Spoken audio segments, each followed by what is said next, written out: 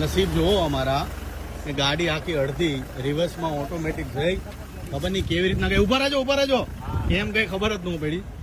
ઉભા રહેજો બરો આરામથી.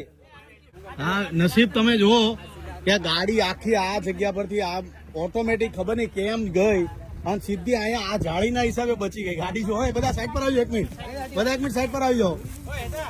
એક ઇમેજિન કર્યું ને મેં હું આમથી ગાડી આવી તો આ બધી ગાડીઓ કોઈ ગાડીને ટચ જ ન કરી આમ જ આવી. અને પાછી જગ્યા આજુબાજુ બધી ગાડીઓ હતી એની વચ્ચે જ આમ આવી અને આ જાળીના લીધે બચી ગઈ. બોલો વિચાર કરો, આ જાળીના લીધે બચી ગઈ. આ તમે કોઈના સારા કામ કરો ને જીવનમાં તો તમારી સાથે સારું થાય ને એનું આ જીવતું જાગતું પ્રમાણ તમે કહી શકો. હાલો ભાઈ ધક્કા મારો, પકડો. હાલો બધા એક એક કરીને પકડો. ઉભા રહેજો.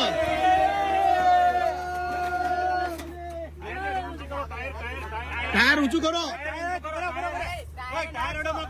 ટાયર અડોમાં કોઈ ટાયર નહીં હેઠતા નકર ફરશે કેમ.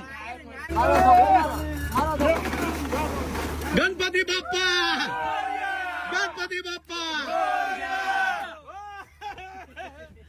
આ તો હકીકતમાં મિરેકલ કહેવાય. વગર ડ્રાઈવરે ગાડી આવી ગઈ ને પાછી આવી ગઈ અને પ્રેમથી કોઈને નડ્યા વગર અહીંયા આ જાળીની વચ્ચે ઘૂસી ગઈ. અને જો કદાચ આમ પડી જાય તો મોટું નુકસાન થાય એવી કોઈ વસ્તુ ન થાય. એટલે આ તો હનુમાન દાદાની કૃપા કહેવાય. બોલો બજરંગબલી મહારાજની. વિચાર કરો કેવી વસ્તુ થાય કે હું અહીંથી નીકળું છું અને એક્ઝેક્ટ અહીંયા આવીને ઉભો રહ્યો આમ મારી બાજુમાંથી.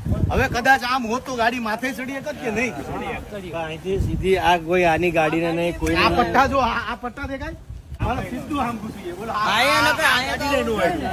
એટલે આ હનુમાન દાદાની કૃપા છે ભાઈ. હનુમાન દાદો જેની હારે બેઠો હોય ને એનો વાળ વાકો નો થાય.